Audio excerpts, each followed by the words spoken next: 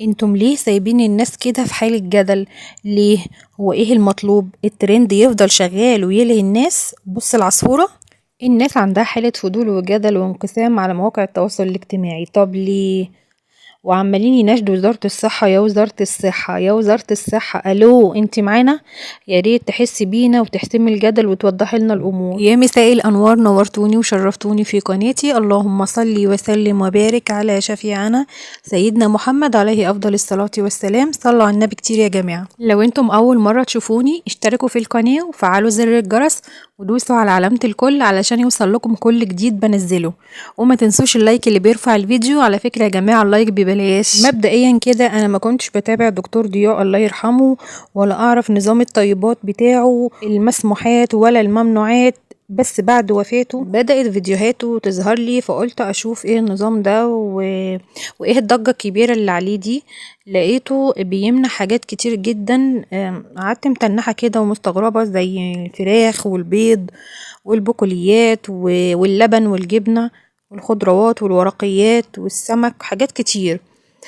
ومشروبات وحاجات تانية كتير. أكيد كلنا شفنا الورقة اللي كانت مالية مواقع التواصل الاجتماعي وبتتكلم عن نظام الطيبات. وبرضو من ضمن الحاجات اللي لفتت نظري لقيته بيقول كمان نشرب مية عند اللزوم، يعني مش لتر ولا لترين زي ما كان بيقال لينا وزي ما تعودنا، لأن شرب المية بزيادة يعني مفيدة كمان للكلى والكلام ده. وكمان ما شاء الله كان بيمنع كل المخبوزات، حتى العيش العادي بتاعنا بتاع الأفران العادية أبو شيلين ده، اللي كان يعني بشيلين، اللي كلنا تقريبا اتربينا عليه. بصراحة أنا استغربت وقلت ازاي ده نظام غذائي صحي معقول؟ ومش أنا لوحدي، ناس كتير كانوا زيي.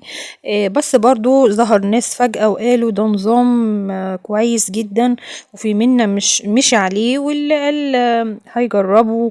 يعني كان في جدال واسع كده شغال على مواقع التواصل، واللي يقول ازاي يمنع حاجات مهمة زي دي من نظامنا الغذائي، ازاي لا فراخ ولا بيض ولا جبنة ولا لبن ولا بقوليات ولا مشروبات ولا حاجات زي دي. طب امال هناكل ايه بقى؟ وإذ فجأة طلع ناس كتير وفيديوهات كتير بتروج للنظام ده، وأنا مش فاهمة حاجة ولا فاهمة فيه ايه، وهل ده فعلا حقيقي نظام صحي ولا كلام ولا ايه بالظبط. والكوميدي في الموضوع ان في ناس بقت بتتخانق وبتهاجم بعضها، فريق يقول النظام ده صحي وجميل ومفيد، والفريق التاني بيرفض النظام تماما وبيقول ان هو غير صحي. طب يهديكوا يرضيكوا نصلح بين دول ونكلم في دول، ودول يشتموا في دول، ودول يبجحوا في دول، ودول يقولوا على دول متخلفين، وانا في النص وما احناش فاهمين حاجة. وانا بقى مش عارفة احنا وصلنا لاقصى درجات العته والتخلف ده ازاي.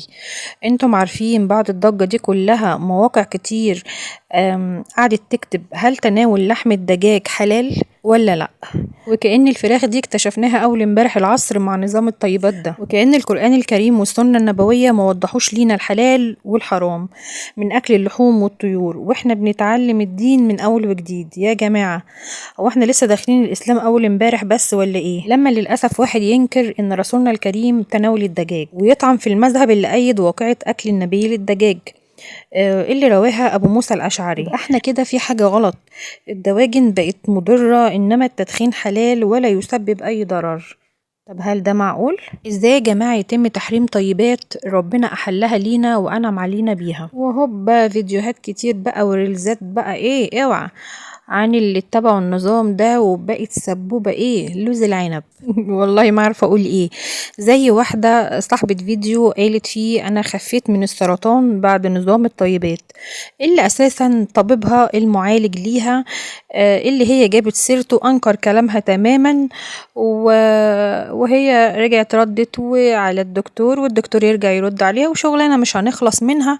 وفي الاخر الهانم طلع عندها كافيه بيقدم اكل هي عاملاه على نظام الطيبات، وبتبشر الناس انهم يدخلوا ويشوفوا المنيو. الساندوتش عندها ما شاء الله واصل ل400 جنيه، مش بقول لكم سبوبة. وبتقول جالها كانسر من الشيشة فمنعت الكيماوي واتبعت نظام للأسف بيمجد في التدخين.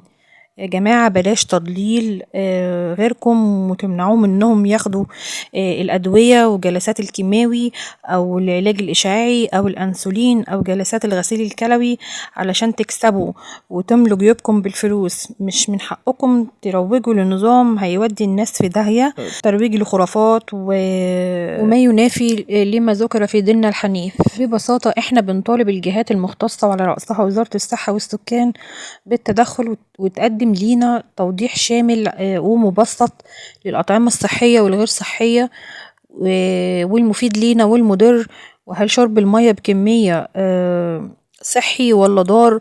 وياريت يكون في شكل كده فيديوهات بسيطة باللهجة العامية علشان كل حاجة توصل لجميع الفئات. وكمان ياريت احنا عندنا عظماء من الدكاترة يطلعوا يتكلموا، هم ساكتين ليه انا مش فاهمة لحد دلوقتي، زي مثلا الدكتور مجدي يعقوب او الدكتور حسام موافي وغيرهم. وفين الخبراء المتخصصين في المجال الطبي والأغذية؟ انتم ليه سايبين الناس كده في حالة جدل؟ ليه؟